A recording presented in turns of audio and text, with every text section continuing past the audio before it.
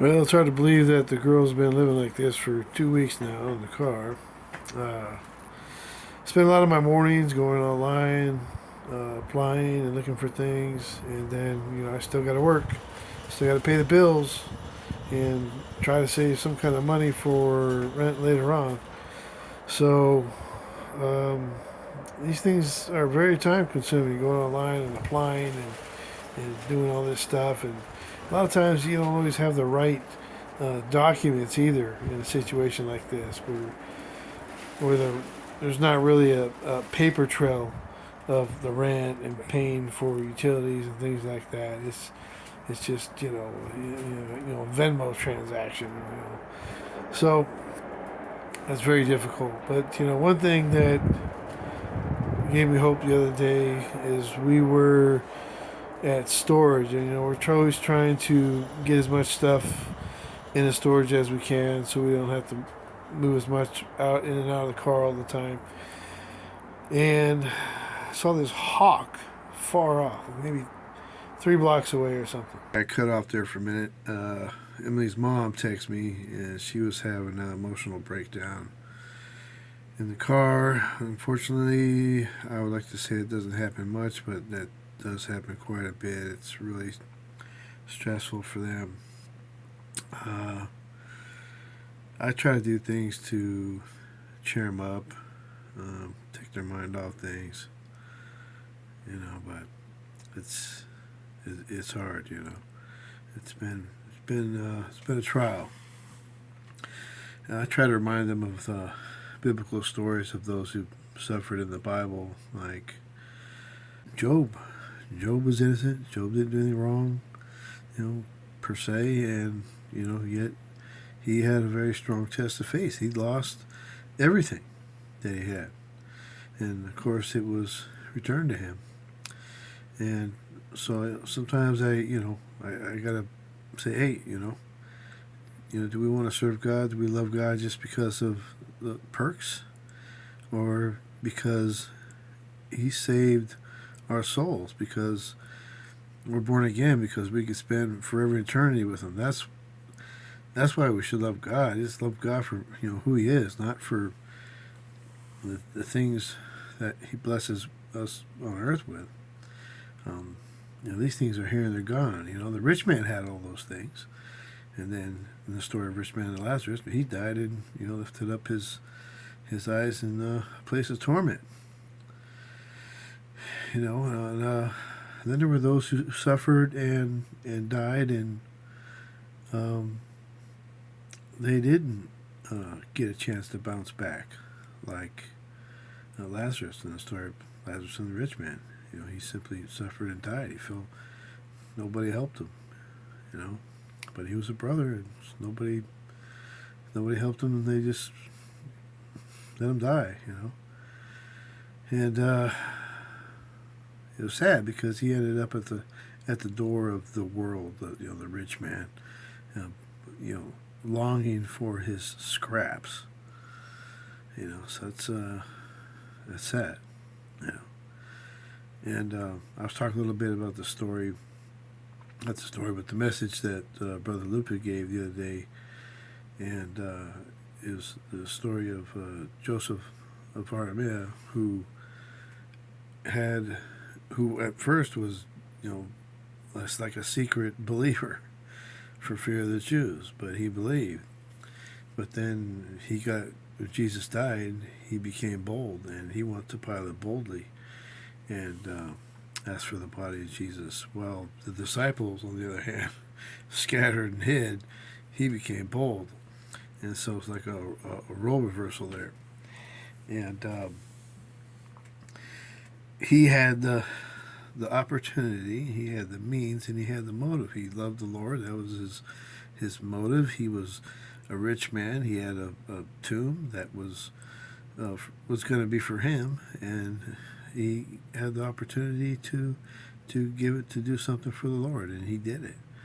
And that's what we're called to do. Except, we don't have the Lord walking around with us per se, in the flesh, but He says, "What you do to the least of these, you've done it to me." So that's the least of these, it's like they're in a proxy for Jesus, and how we treat them is how uh, Jesus said you treat him, basically. So we've been thinking that one of the reasons why we're going through this is because it exposes a lot. It exposes where people are for real, um, and it's a trial of our faith, and it exposes others. You know, what are they going to do if they have the means and the opportunity, yet I don't know, it's like the motive isn't there or something. Some people don't have the means, you know. Sometimes there's an opportunity, but man, you just don't have the means to do it. Other times people do, but for whatever reason they hold back. The whole I want to die on a big pile of money thing, you know. And you would laugh at that, but my ex-wife's brother says he wants to do that. The guy lives in a van. He works like he's a workaholic. He makes crazy money. He's saved up like over $1 million, but he won't lend a penny to anybody, you know. And I guess his thing is, well, I worked for it, so you can work for it too. Or I don't know. He's got some kind of weird mental thing going, or he wants to just make a whole bunch of money and die with his money. Trying to like pull an Elvis or something. I don't know, but on the other hand, like Job, he's like, hey, I came into this world with nothing. God takes it all, and if I die with nothing, oh well. And the truth is, that's how we are. We're not going to have anything when we die. So we've learned that it's a trial of faith to us to have patience and endure, and have faith and trust in God. Not just when we have everything, not just when everything's going smooth, but when you don't have everything and it looks like there's just no way out. Are you still going to have faith in God, or are you going to just panic and say God isn't doing anything? Are there no graves in Egypt? Type thing. So that's where we're at, But God always gives the believers the chance first to act. It's in the story with the Good Samaritan. The fellow that was beat up on the road, they're left for dead. Who came first? Those are the household of God, right? The priest and then the scribe. Those who knew that they should love their neighbor as theirself, right? Right, very important. Love God, love your neighbor. All the commandments pretty much hang on those. They knew this. Hey, nobody's watching. I'll just go around the guy, right? So they had an opportunity. They had means, but their motives were somewhere else.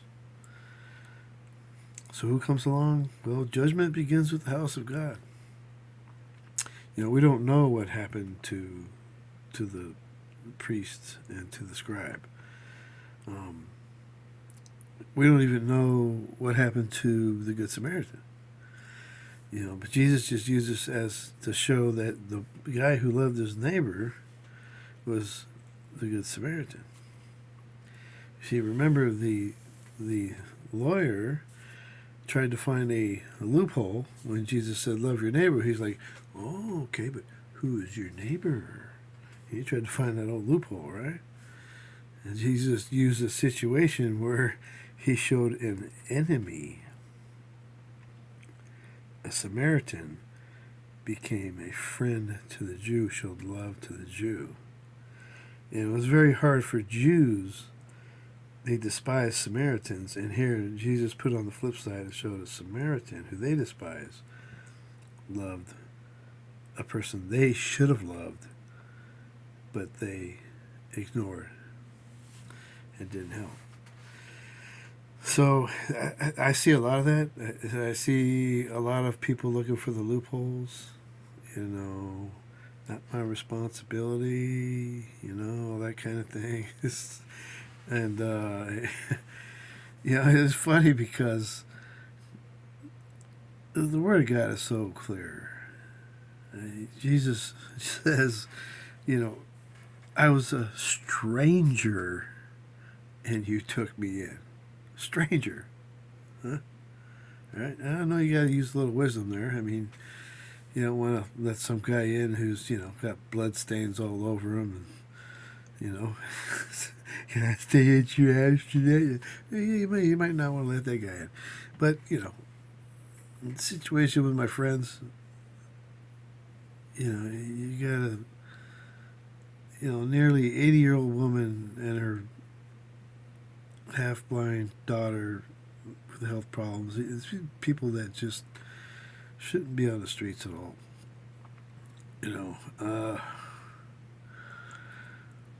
Yeah, it's one of those situations. I know, like when I tell people the story, they're like, they just don't act this, like they just want to act like they didn't even hear it, like it's not real. And just kind of squirm away from it. Like, whoa, this is just too deep, man. This is just too much. So we've been kind of learning about ourselves and about the sad state of the church, at least a lot of the church that we know it. And also, you got to be careful. A point made is like you can't give away something that's not yours. So even though people have the means and opportunity, and they don't have the motive, they're not motivated. We have to all be very careful when we're in that situation to not covet something that belongs to others.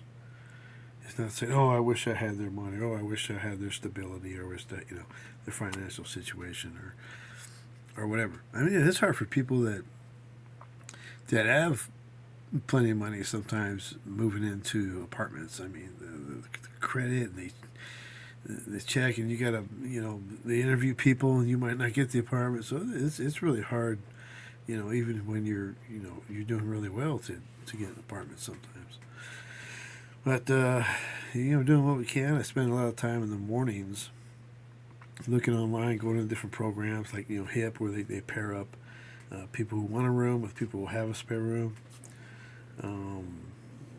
The Dahlia program that the mayor has. All these you see all these new building projects popping up in San Francisco, over by Balboa Park, over by the Safeway down on like Mission in Russia, over by Alamany, by Alamany and Ocean. You see all these different projects, and there's many more popping up that are doable. They're doable. They go by a percentage of your income, so it's not bad. If you make so much, you pay so much. So it's very doable. The question is, the thing is, it's like they get fooled because they've torn down a lot of these old projects, and so I think those people got first dibs, and we're filled in these, and now they're any spare space they're putting other people in. So it's not easy to get these things, So the search continues.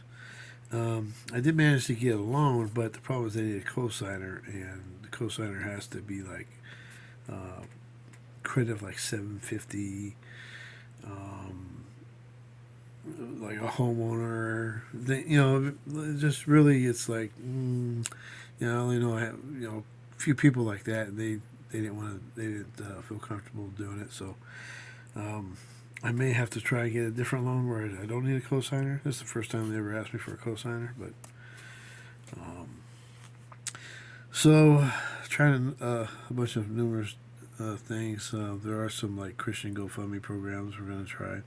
So just be praying about that, and just thank you for staying posted, and appreciate your prayers. That's one thing we can all do. We all have, I hope, the means, the opportunity, and motive to pray. The Lord said to pray for one another, and so I really appreciate that.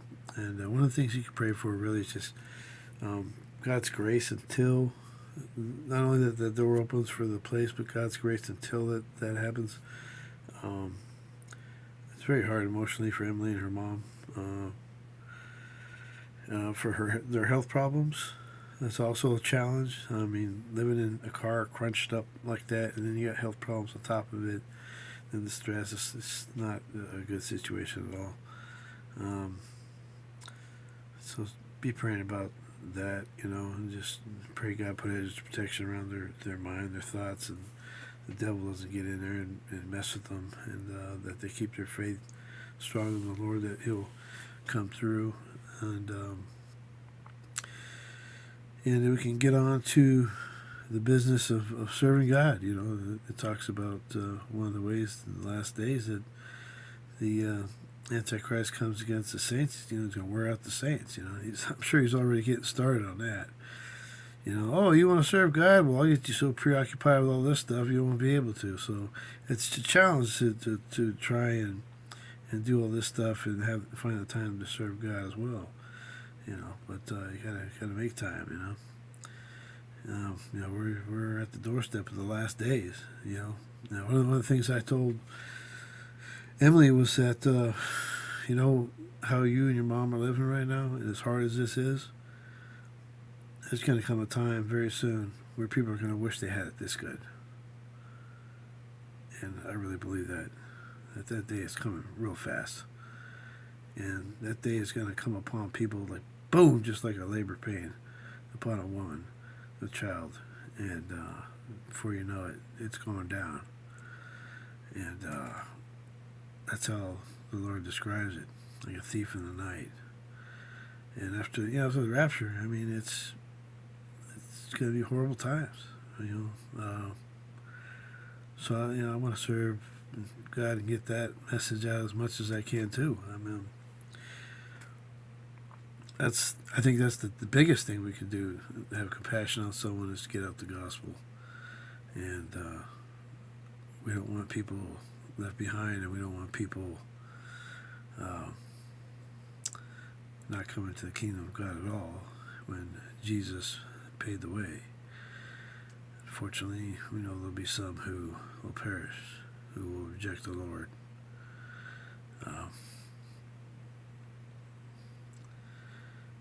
Sometimes all the little distractions of the world and trinkets, kind of keep people preoccupied until it's too late. Well, I know I'm kind of rambling on here, but thanks for listening to me, and thanks for your prayers. God bless you all. And that hawk, as much of the crazy stuff going on now, the negative things, and now you have this ship that crashes into a bridge and takes a bridge out, huge bridge out up there in Baltimore. Now you got this lunar eclipse that is nothing but has historically been a bad omen. Solar flares are going crazy right now. Usually generate deep earthquakes, which in turn generate more powerful shallower earthquakes. So there's going to be a lot going down real soon, it looks like. So watch and pray, man. Watch and pray. With that hawk, with all this bad stuff going on, that hawk was a good omen. I looked it up, and hey man, it was just so cool. More on the hawk later. Right now, duty calls.